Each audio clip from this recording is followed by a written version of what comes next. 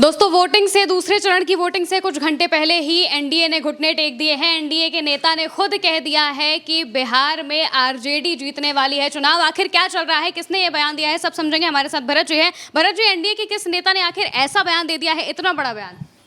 बिना कुछ कहे, बिना कुछ सुने हम आपको वो बयान सुना देते हैं, फिर आप तय करिए, जनता तय करे और लोग तय करे कि क्या है। आइए आइए, इधर आइए, बत्ती लेकर इधर आइए, इधर दिया दिखाइए, कैमरे दिखाइए, इधर आइए। देखिए, मैंने एक दिन गूगल पे देखा तो ये देखने को मिला कि ज्यादा जब वोटिंग हुई है तो आरजेडी की सरकार बनी है।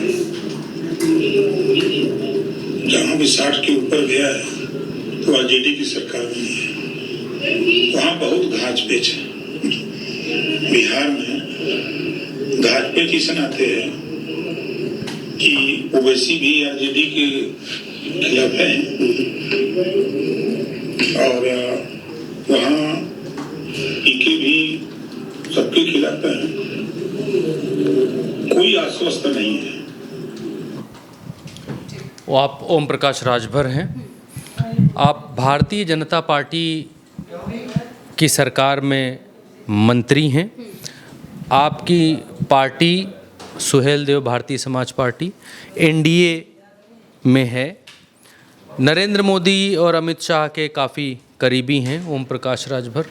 ओम प्रकाश राजभर इस बात को कहते हैं कि जब जब बिहार में वोट परसेंटेज बढ़ता है तब तब आरजेडी वापस आती है। ऐसा उन्होंने गूगल पर भी देखा है, ये बात उन्होंने कही है।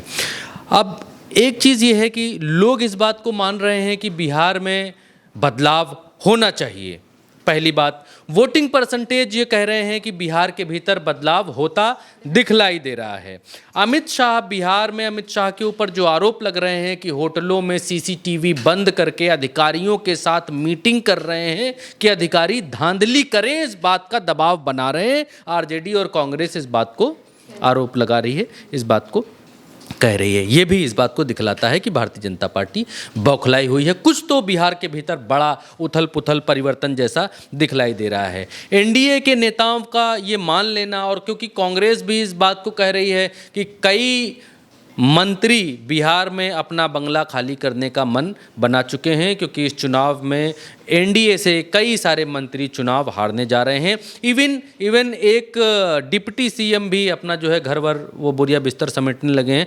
सरकार किसी की भी है, उनको हारा हुआ घोषित कर दिया गया, मान लिया गया है जनता ने भी। उन्होंने मन और विपक्ष तो घोषित कर ही चुका है कि वो हार चुके हैं चुनाव, इसलिए उनको जाना होगा। अब बिहार में क्योंकि मुख्यमंत्री नीतीश कुमार के चेहरे पर भारतीय जनता पार्टी चुनाव लड़ रही है, उनको मुख्यमंत्री घोषित नहीं किया, जो भारतीय जनता पार्टी को बहुत बड़ा डेंट दे रहा है, बहुत बड़ा नुकसान दे रहा है। और ओम प्रकाश राजभर जो इस बात को कह रहे हैं, उनकी बात को गंभीरता से इसलिए भी लिया जा रहा है क्योंकि ओम प्रकाश राजभर सिर्फ उत्तर प्रदेश तक सीमित नहीं है। सिर्फ उत्तर प्रदेश में भारतीय जनता पार्टी की एनडीए में मंत्री नहीं हैं, सिर्फ जो है उनकी अपनी एक पार्टी नहीं है, वो बिहार के भीतर चुनाव भी लड़ रहे हैं। उनकी पार्टी बिहार में चुनाव लड़ रही है और वो बिहार की राजनीति को करीब से देख रहे हैं। और ऐसा नहीं है कि वो पश्चिमी उत्तर प्रदेश के रहने वाले हैं, लखनऊ के रहने वाले हैं या इस बेल्ट अवध की बेल्ट के रहने वाले हैं।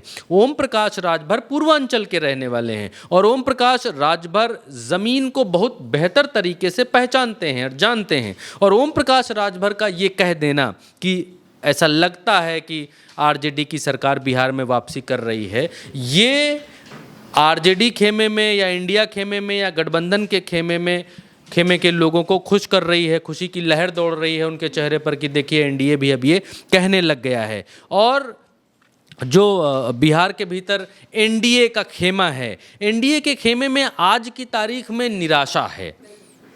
ओम प्रकाश राजभर का सिर्फ इतना कह देने भर से चलिए उन्होंने कह दिया, लेकिन एनडीए को बिहार में देखते हैं तो उनके चेहरे पर निराशा है। नरेंद्र मोदी ने आखिरी काउंट करेंगे अगर आप निराशा के पूरे प्रकरण को, तो आपको बहुत सारी चीज़ें दिखलाई देंगी। नरेंद्र मोदी अपनी आखिरी रैली नहीं करते हैं बिहार के भीतर। अमित शाह वाला प्रकरण, होटल वाला जो लोग बता रहे हैं, कांग्रेस आरोप लगा रही है, वो वोट प्रतिशत का अचानक से इतना ज़्यादा बढ़ना, युवाओं का झूम कर वोट करना और विपक्ष का इतना कॉन्फिडेंट होना, ये इन सब चीज़ों को दिखला रहा है कि बिहार के भीतर बदलाव बहुत तेज है। और उसी बदलाव की आशंकाओं पर एनडीए के साथ ही ओम प्रकाश राजभर यहाँ पर मुहर लगाते हुए दिखलाई दे रहे हैं। बिल्कुल, यानी जिस तरह से हम तस्वीरें अभी तक देखते आए हैं बिहार में, अलग अलग जगहों पर हम देख रहे हैं कि एनडीए के नेताओं का कैसा जो अगर कहा जाए कि रवैया है वो दिखाई दे रहा है कि नरेंद्र मोदी भी जाते हैं लेकिन उस तरीके से उन्हें रैली जिस तरह से करनी चाहिए थी आखिरी दिन पर वो नहीं करते हैं। आखिरी दिन के 30 घंटे पहले ही वो बिहार छोड़ देते हैं और कहते हैं अब मैं बाद में चुनाव के रिजल्ट के बाद बिहार आऊँगा।